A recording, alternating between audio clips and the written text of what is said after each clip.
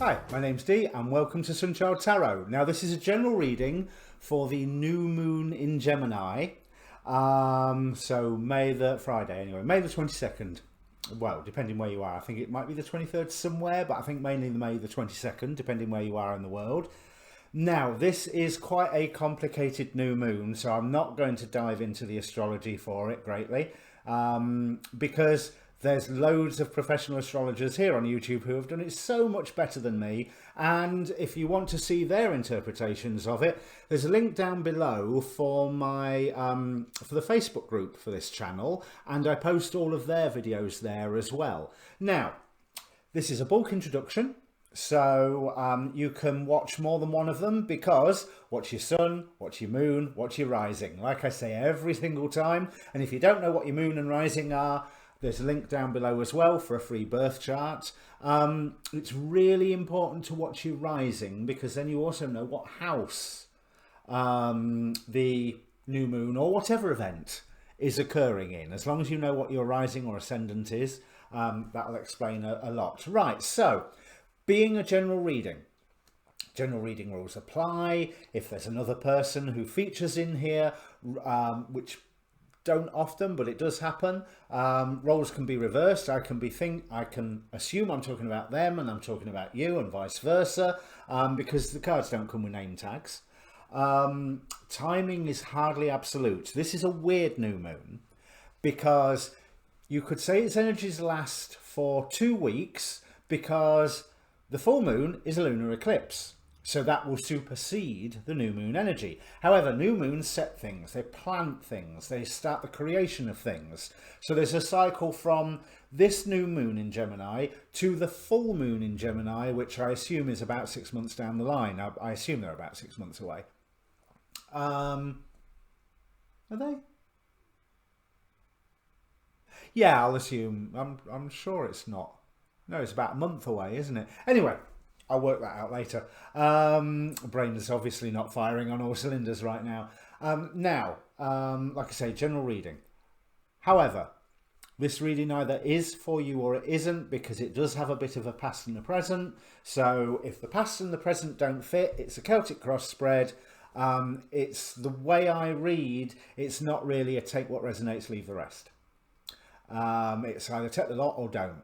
But what I would like you to do is ask a question beforehand. So pause the video if you have to, take a moment to think about all of the questions that surround you. Focus on one of them, because energy in, energy out. Basically you focus, hopefully gives the reading energy, and I return that to you in the reading. But be aware of all of the questions, because the cards will answer whatever they please to, and not necessarily what you and I think is the most important question. Now back to this new moon in Gemini. It is a moon that is seeking to find the truth. It is the Gemini energy is one that likes to look at things from both sides, take things to bits to examine it, separate them so they can join them back together again. But at the same time, we've got Venus retrograde square Neptune, plus we've got all the other retrogrades that are occurring, Saturn, Jupiter, all of those that are going on, so that you need to be aware that really it's truth that's close to home. It's personal truth that you are trying to find. And also, what is true right now might not still be true in 2 or 3 weeks' time. However it works, it might not still be true. So it's personal truth in the moment, living in the now. That's always a good new age hippie concept, isn't it? Living in the now. And I think this new moon in Gemini certainly is going to give us an opportunity to examine our nows and see, are we really living in it, and what do we want to change if we are? Okay, so that's enough waffle out of me. Like I say, look at the astrologers videos in the Facebook group. Now, in that Facebook group, you can message me directly if you want a personal reading. You can also message me through Twitter and Tumblr. The details are down below. Other than that, please press the like button if you like the reading, or the subscribe button. Definitely the subscribe button. It really, really helps the channel. Or as Namaste TV call it, the Google politics. But let me shut up now and bring up the cards for you. Right, Sagittarius, and welcome Sagittarius rising and moon if you've just joined us after the timestamp. Now, I said to Scorpio that they've got a new beginning coming. You know, traditional tarot reader stuff. Oh, goody, you've got a new beginning. You, Sagittarius, seem to be smack bang in the middle of one at the minute going on. That you've launched into a new situation that promises to be a lot more... Well, it promises security. I'm not going to say that it's promising... Well, no, looking at your past cards, yeah, it's promising more security and love and warmth and feeling safe and material abundance or certainly presence than where you were before, because we have the Three of Swords in the past where you used some form of pain, some form of bad experience to go, no, I'm going to level up. I'm going to move forward, and I'm going to move forward for the better. However, this current situation, you still feel like you're balancing. You know, your intuition had said, yeah, take the jump, take the leap, do it, do it, do it, do it. And it's like, all right, I'm doing it. But have I really got to the right place? Because is hard work, all of this balancing, and does seem to be some form of fiery personality that is, well, making life difficult in one way or another. I think that's it. We've got the Queen of Wands here, but she seems here quite dispassionate. You know, she's looking in her own direction. She's not looking in the same direction as the cat. And what Spirit is bringing in for you, happily, yeah, that was tongue-in-cheek, slow progress. Knight of Discs, clarified by the Three of Swords. So I would say that whatever this Three of Swords issue was in the past, recent or distant, it's just the past in this reading. In this spread, sorry. Then there's some issues that still need to be resolved by it. And I think part of the reason that you've been led to this new situation is, one, to be in a better situation. But two, to recognise how you are still being driven by the previous hurt and pain. I'm going to sneeze any minute. By the previous hurt and pain, because the whole reason that you leveled up was because you were hurt. Simple as that. So you may have leveled up, but have you definitely got through all of the hurt and worked through it and processed it and go, you know what, where I've ended up right now is quite beautiful. Therefore, what we have the beauty card out of the wisdom of the House of Night. But I think that you are getting distracted a lot because the Archontic God Force that is trying to divide you from your divine path.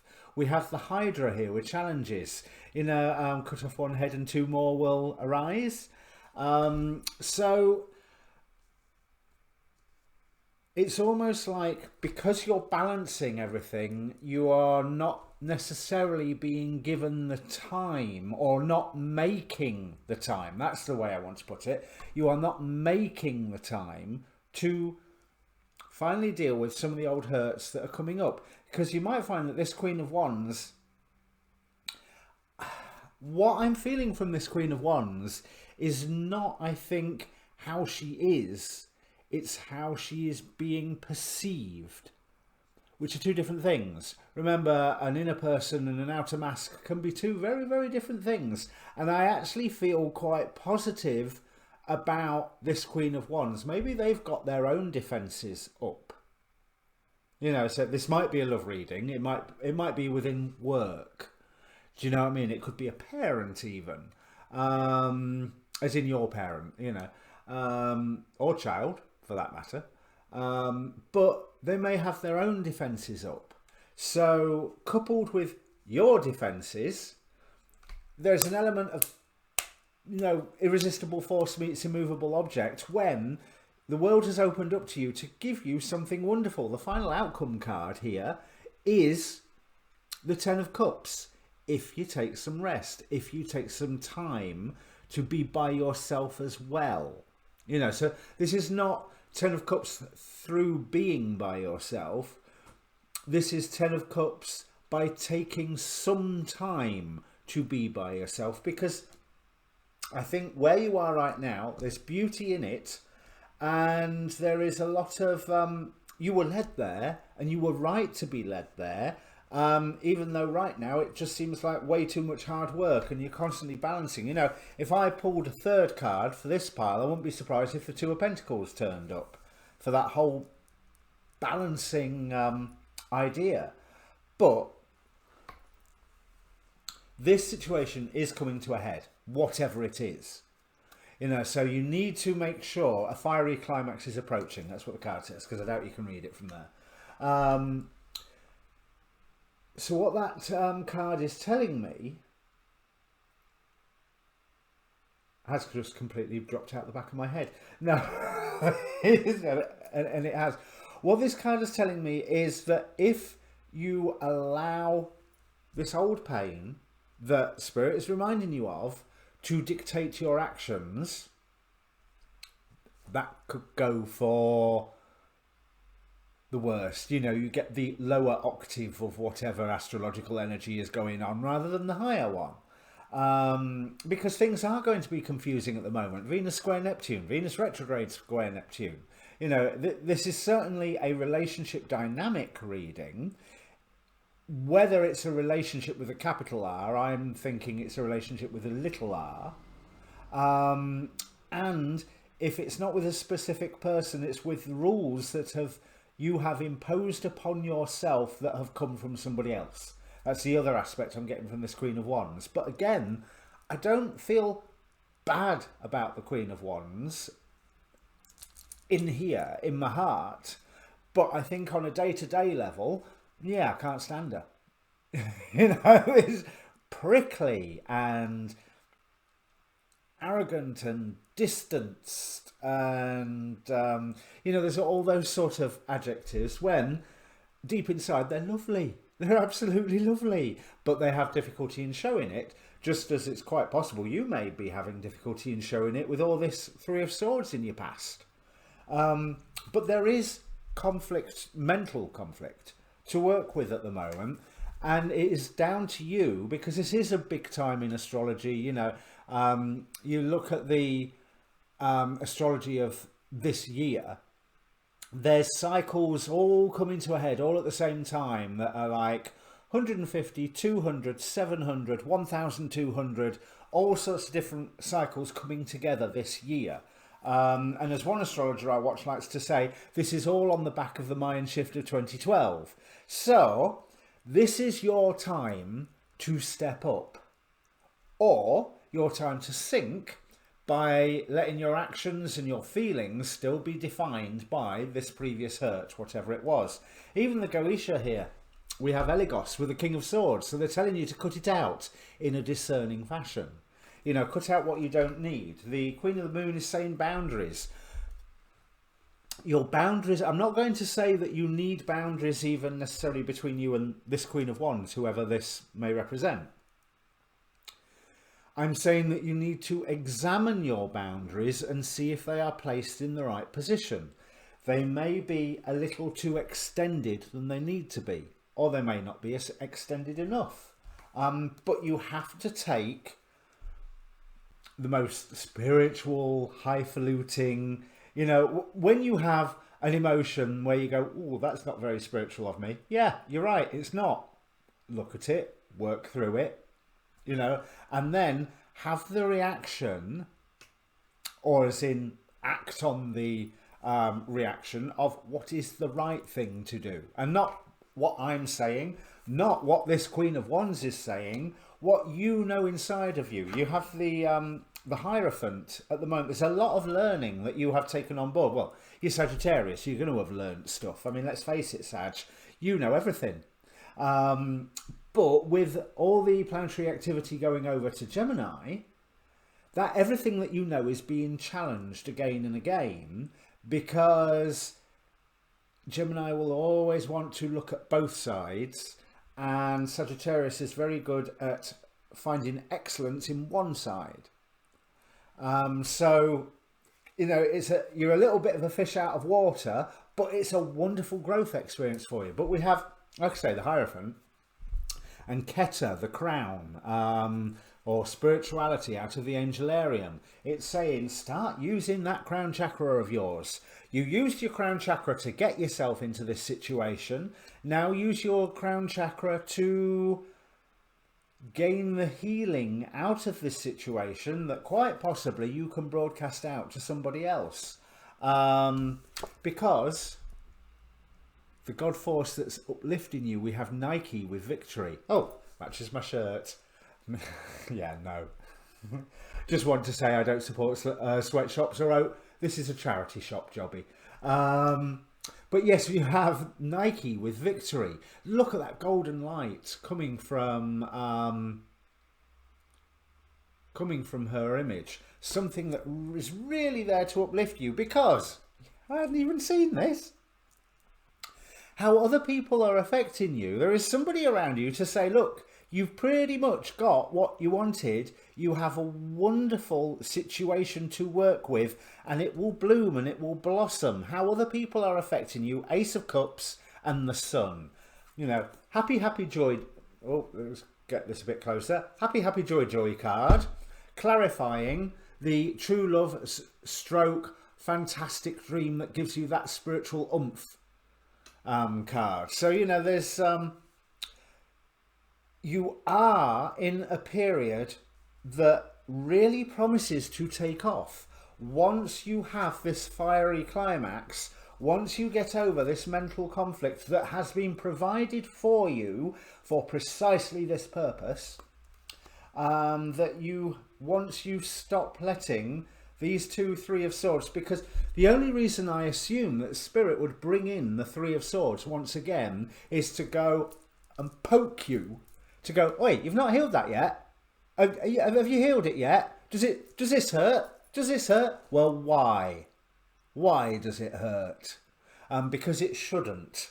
Oh, that's an awful thing to say, it shouldn't. But, I mean, you've not got the presence of the Chiron card, who says some wounds are just a part of your nature, a part of your existence, and they will be a part of your personality and incarnation for as long as you are here. This is something that you can resolve, that you can gain recognition with. You have the strength if you keep your eyes on the prize. We've got the strength card here, which in the Thoth Tarot is lust. You've got to want it. But you will gain the recognition that you are after if you... Okay, that's the other thing. You will make forward progress if you deal with not just the emotions and the pain themselves, but with how they are affecting your day-to-day material activities. That's the bit that counts.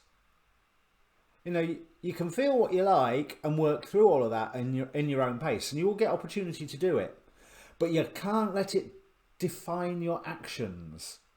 If you're going to move forward, check every time, and yeah, maybe avoid any knee-jerk reactions at the moment. Because it's almost like you're worried that it's all going to topple down and you're just going to be left all on your own. You know, and have, oh God, yet another rebirth. We're going to go round again. No, this is the end of a cycle. Yeah, you could do this cycle again, or you could sort it now. And that's what these cards are saying. Because also, I was talking about boundaries. We also have the Angel of Freedom. I am always free to choose love, independence and creativity. And interestingly, that jumped out, and this is a deck that doesn't normally jump more than one card out at a time, the Angel of Harmony. I live in harmony when I am at one with the source. Now, if you've got this pain going on, that's not harmony. So there really is an urge to do the meditation, do the work, do all the spiritual woo-woo hippie stuff, but also check yourself in your day-to-day life, because they're supposed to be the same thing. Your hippie woo-woo stuff and your day-to-day life are supposed to be two facets of the same coin. And if your day-to-day life is reacting on a point of pain and hurt and wounds and boundaries and defending yourself, and fear of it all coming tumbling down, then your hippie woo-woo side is a load of hypocrisy. I mean, that sounds really harsh, and I don't mean it as harsh as it came out, because unfortunately we are all hypocrites in one way or another. Do you know what I mean? I can hold my hand up here and say I'm the biggest one, but yeah, thinking about some popular media figures at the moment, maybe not the biggest one, but up there, you know. So we're always uncovering some part where we're going, oh look, another part where I was lying to myself. But this is what this journey is about. But there's a whole cycle here that you have the opportunity of resolving, of saying, right, I'm not going down this path no more. Because you have this Ten of Pentacles leading here to the Ten of Cups.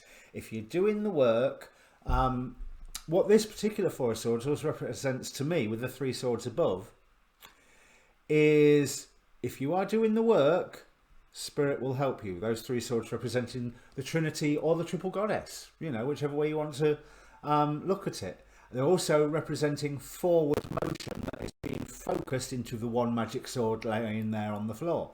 I don't think there's anything. I've done all of the cards, so there's nothing more to say there, Sagittarius. Best of luck. It sounds like it was far much more of a telling off than what it actually needs to be. It's almost like, it's quite possibly for a lot of you, this is not just a healing process, but the end of a healing process. And the mild vibration of this, you can say, is dotting the I's and crossing the T's, and just making sure that that past pain is not dictating any actions anymore. Just make sure. Okay, so if this means anything to you, yeah, maybe don't comment, eh? But no, comment down below. Don't tell me what you think. No, I always like to hear your comments. So comment down below. Please press the like and subscribe button on your way down there. It really does help the channel and the video. For Soul Garden TV calls it the Google politics. I assume your next, I don't know what your next reading will definitely be, but it's not long till the monthlies come out. In the meantime, good luck. Go easy on yourself, but be thorough. Cheers.